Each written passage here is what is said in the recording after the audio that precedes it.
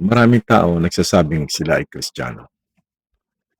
Marami rin ang nagsisimba, nagdarasal at naniniwala sa Diyos. Pero kung tatanungin kita ngayon, ano ba talaga ang Ebanghelyo? Kung hihilingin sa iyo na ipaliwanag ito sa loob ng 2 minuto, kaya mo ba? Nakakalungkot isipin na maraming taon nang nagsisimba ang ilan, pero hindi pa rin malinaw sa kanila ang pinakapundasyon ng pananampalataya. Sa pag-aaral natin ngayon, bubuksan natin ang Biblia at hahayaan natin ang mismong salita ng Diyos ang magpapaliwanag kung ano ang tunay na Ebanghelyo.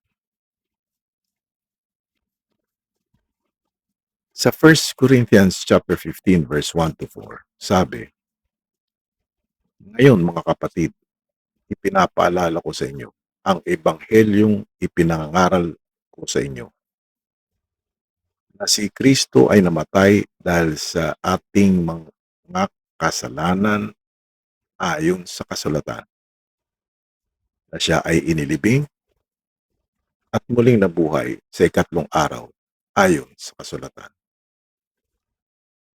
Ang unang sulat ni Apostol Pablo sa Iglesia sa Corinto ay isinulat upang ituwid ang iba't ibang suliranin sa simbahan, mga pagkakabahagi, maling pamumuhay at maling katuruan. Sa Kabanata 15, may ilan na nagsisimula magduda sa pagkabuhay na muli ng mga patay. Kaya bago talakayin ang isyong yun, ibinalik muna ni Pablo ang mga mananampalataya sa pinakapundasyon ng kanilang pananampalataya, ang Ebanghelyo. Mahalaga ito.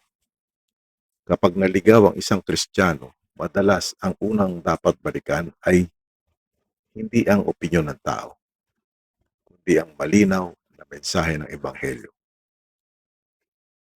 Sabi sa binasa natin sa verse 1, "Ipinapaalala ko sa inyo ang Ebanghelyo." Pansinin natin ang mga kausap ni Pablo ay mga mananampalataya na. Ngunit kailangan pa rin nilang palalahanan ang kanilang sarili tungkol sa Ebanghelyo. Hindi lamang ito mensahe para sa mga hindi pa nakakakilala kay Kristo. Ito rin ang mensaheng nagpapatatag sa buhay ng bawat Kristiyano araw-araw. At sa verse 2 sabi, "Sa pamamagitan nito, kayo'y naliligtas." Hindi tayo naliligtas sa pamamagitan ng mabubuting gawa. Hindi rin dahil sa reliyon. Hindi dahil sa pagiging mabuting tao. Ang kaligtasan ay nakabatay sa ginagawa ni Kristo para sa atin. Ang cross-reference niyan ay nasa Ephesians chapter 2 verses 8 to 9 na nagsasabi, "Sapagkat dahil sa biyaya, kayo ay naligtas sa pamamagitan ng pananampalataya. Hindi ito mula sa inyong sarili. Ito ay kaloob ng Diyos." Puntahan natin ang verse 3. Anong sabi? Si Kristo ay namatay dahil sa ating mga kasalanan. Ito ang puso ng Ebanghelyo. Hindi aksidente ang pagkamatay ni Jesus. Hindi siya namatay bilang isang martir lamang. Namatay siya bilang handog para sa kasalanan ng sangkatauhan. At ang cross-reference niya na yun nasa Isaiah chapter 53 verse 5 na nagsasabi, siya ay nasugatan dahil sa ating mga pagsuway. Dumako tayo sa verse 4. Sabi, siya ay inilibing at muling nabuhay. Kung hindi nabuhay si Jesus, walang saysay ang ating pananampalataya. Ngunit dahil siya ay tunay na nabuhay, meron tayong buhay na pag-asa.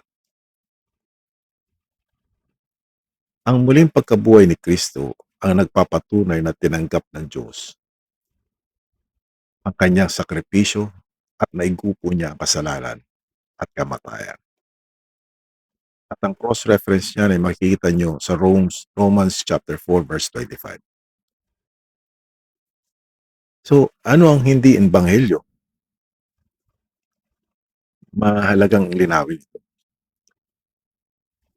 Ang ebanghelyo ay hindi simpleng mensahe ng pagiging mabuting tao, pagiging religyoso, pagyaman sa buhay, pagiging successful, positibong pag-iisip. Ang ebanghelyo ay tungkol kay Jesucristo. Kung sino siya, kung anong ginawa niya sa krus, at ang kanyang muling pagkabuhay para sa ating kaligtasan. Tanungin natin ang ating sarili. Kapag may nagtanong sa akin, ano ang ebanghelyo? Ang isasagot ko ba ay ayon sa Biblia o ayon lamang sa narinig ko? Ang pag-unawa sa ebanghelyo ay hindi lamang para magkaroon ng tamang kaalaman. Ito ang pundasyon ng ating relasyon sa Diyos. Kapag malinaw ang ebanghelyo sa ating puso, may mauunawa natin ang biyaya ng Diyos. Ang halaga ng sakripisyo ni Kristo. At ang dahilan kung bakit tayo tinatawag na mamuhay sa pagsunod sa Kanya. Sa ating pag-aaral ngayon, nakita natin na ang ebanghelyo ay hindi komplikadong idea at hindi rin gawa ng tao. Ito ang mabuting balita ng ginawa ng Diyos para sa atin sa pamamagitan ni Jesucristo. Namatay si Kristo para sa ating mga kasalanan. Inilibing siya. Muling nabuhay siya sa ikatlong araw ayon sa kasulatan. Ito ang mensaheng nagdidigtas sa lahat na sumasampalataya sa Kanya. Kung ngayon mo pa lamang tunay na nauunawaan ng Ebanghelyo, inaanyayahan kitang lumapit kay Jesucristo sa pananampalataya. Ang kaligtasan ay kaloob ng Diyos sa lahat na nagsisisi sa kanilang kasalanan at nagtitiwala kay Kristo bilang Panginoon at tagapagligtas. God bless you.